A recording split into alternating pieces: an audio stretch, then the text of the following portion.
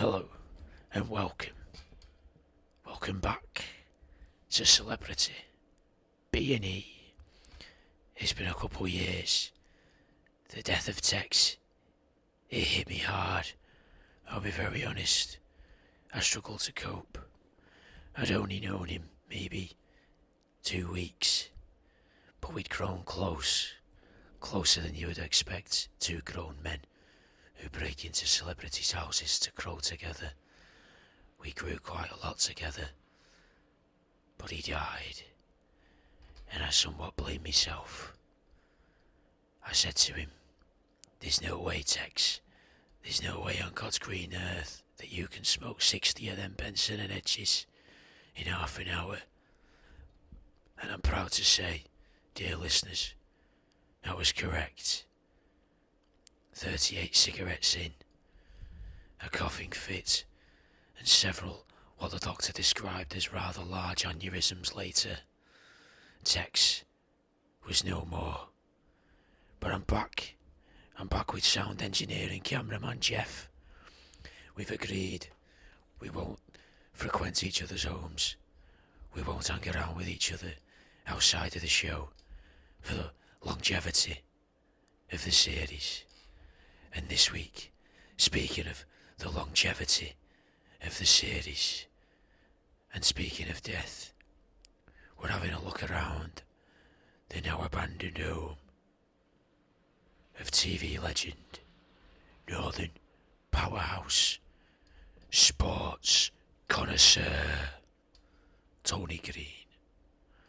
Now, from the outside, you can see it's abundantly clear this was a man who loved. He was a man who loved and was loved by many of the men around him, by many of the women he brought through these fair doors. The doors are like a stable door. To me, from here, looks like oak. I can't be quite sure until I get closer. It feels varnished, it feels loved, it feels adored.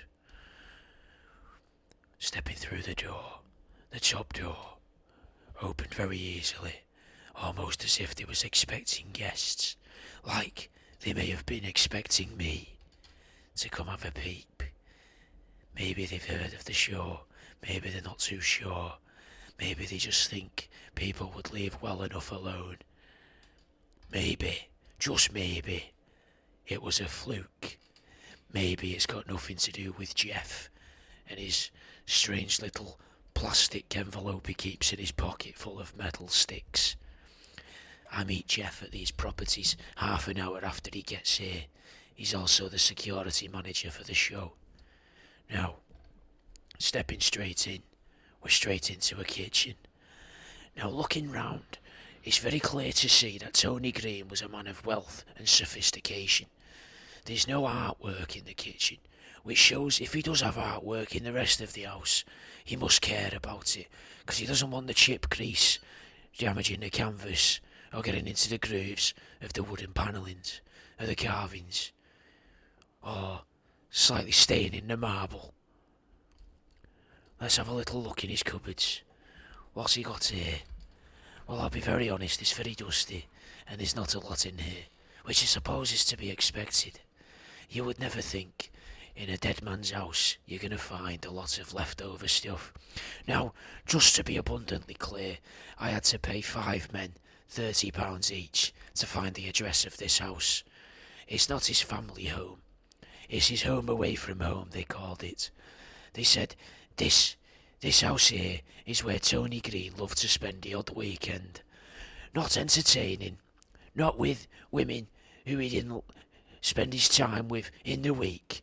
He wasn't one of these men that goes around throwing it all around willy-nilly.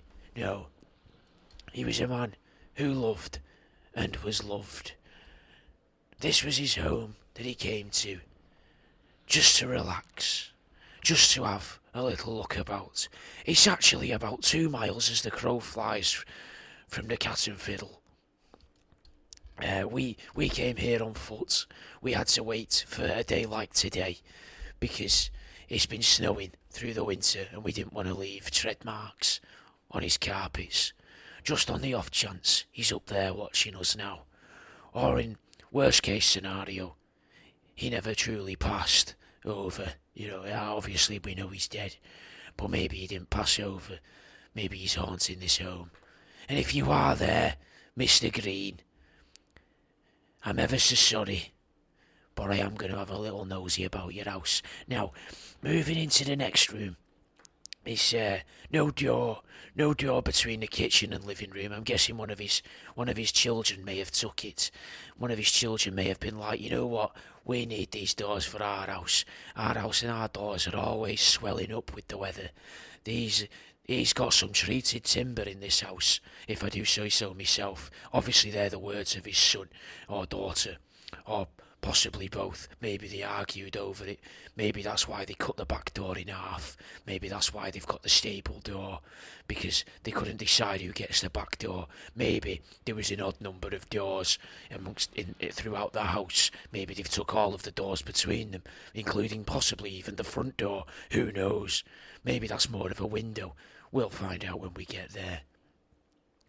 I'll presume this was the living room now. All the couches are covered in plastic. They're all covered in polythene, kind of reminiscent of that scene in Snatch. And wouldn't Tony Green he have played a fantastic Bricktop? I think we can all agree to that. He would have played a fucking blinder as Bricktop. The polythene sheets are clear plastic. Underneath, we've got a sort of mottled purple fabric couch. It's a 3-piece suite. He's got the armchair. It looks relatively worn. The couches look pristine under that plastic. Possibly he never took the plastic off them.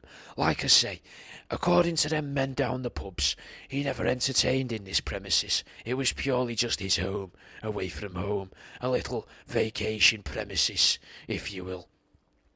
Not a lot to report on in here. Again, no artwork. Maybe his nephews and nieces may be taking some of the artwork away. Moving through into the hallway, we can see the front door is in fact a glass door. Maybe in the argument amongst the siblings of his children, maybe they argued that this is more of a window. What are we going to do with this PVC door?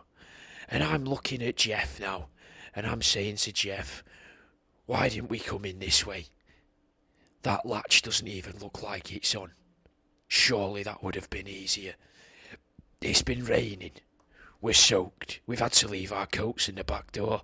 If he's got any security cameras in here, I don't know who's watching them, but they're going to know. They're going to know who we are. We've had to leave our face coverings as well. COVID's long gone, but Jeff insists he's one of them, unfortunately. Which, I said that the reason why we don't socialise outside of work is because I took quite a long time to get over the death of Tex. But to be very honest with you, it's partly because of that. And I'm looking him dead in the eye as I'm saying that. He doesn't care. He can't tell the sincerity in my face. He can barely tell I'm frowning, what with the beanie on and the face mask covering my nose and mouth. I hope this is coming through the mic quite clearly.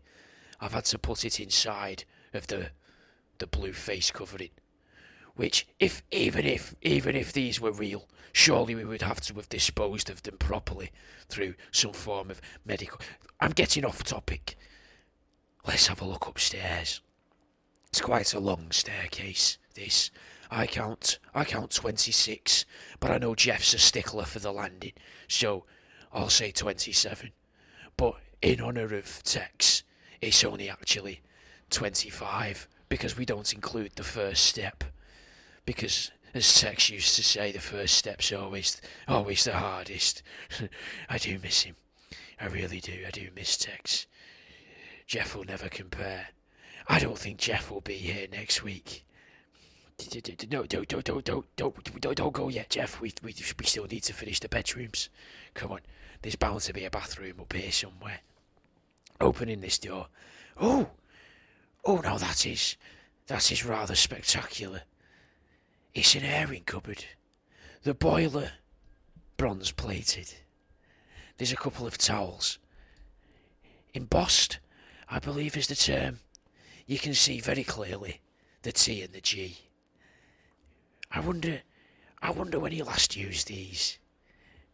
Yes, let's give them a little whiff. It's just about as musty as you would think. I always thought he'd smell more like an ashtray, to be honest. He just had that vibe about him that said he'd smell like an ashtray. But boiler's empty. We can give it a clack, and it's empty. A little pat on the side. There's nothing in there. Water's been off for quite a while, I assume. Going through the door, opposite this door, on this hallway. Green carpet on the hallway, for those of yous wondering. Oh, we've got a little bit of artwork here. Now, artwork might be a bit of a push. It may have been bought from the likes of Dunelm, or I can't imagine Tony shopping at Dunelm, though.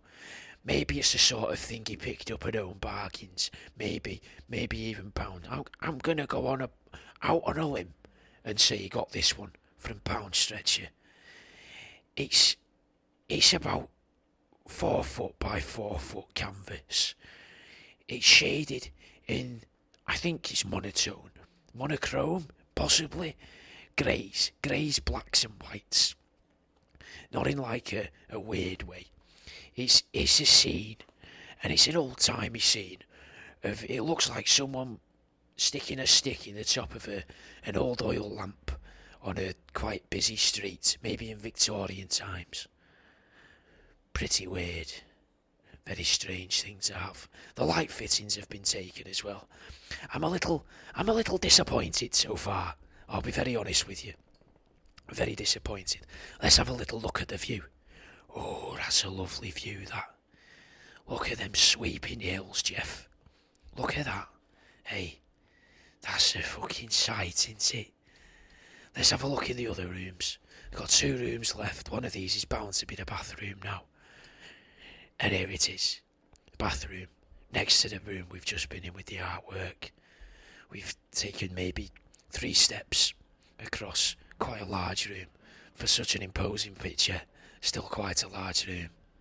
The bathroom. It's quite simple. It's quite basic. Blue and white checkerboard tiles on the walls and the floor. Toilet. Peach. Bath. Peach. Scratched quite heavily. Deeper scratches. As I rub the scratches, you can feel they're quite deep, especially around the area where the end of the plug chain connects to the bath.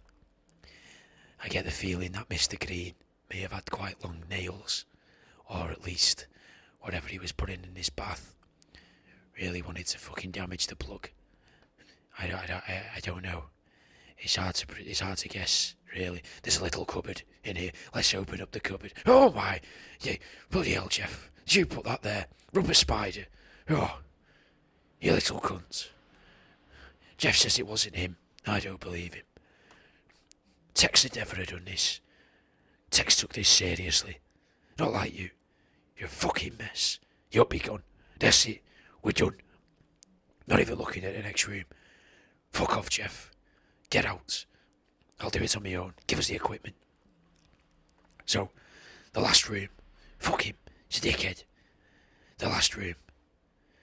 Oh, it's a 4-poster bed. Very, very thick wood. If I had to guess, and it is a guess, I'd say it's not very expensive wood. I think it may even be MDF. But it is still quite nice. It's rather strange to see. It's been painted. Again, it's sort of a greeny colour. I suppose maybe you like the colour green. No carpet in here, though there is remnants of the carpet around the posts of the bed. Why they would take the carpet and not the bed is beyond me. Must have been a relatively expensive carpet. Maybe they only want to furnish a small room with the leftovers. The carpet looks like it may have been some form of yellowish colour. maybe cream. It looks quite dirty though. Maybe they took it out of shame for this dirty room. Like I say, he was very rarely here. He was a lovely man, loved and did love. He was always with his family to the very end. I don't know the last time he was even here. Looking out of the window, we can see his shed, but we won't be going in there. Some things are meant to stay private. And I suppose we've gotten to the end of the new series of Celebrity B&E. If you would like to apply to be the new Jeff or the new Tex, please don't hesitate to get in touch. I need someone with less attitude than Jeff, and, quite possibly, for the sake of my heart, less personality than Tex. Thank you for listening.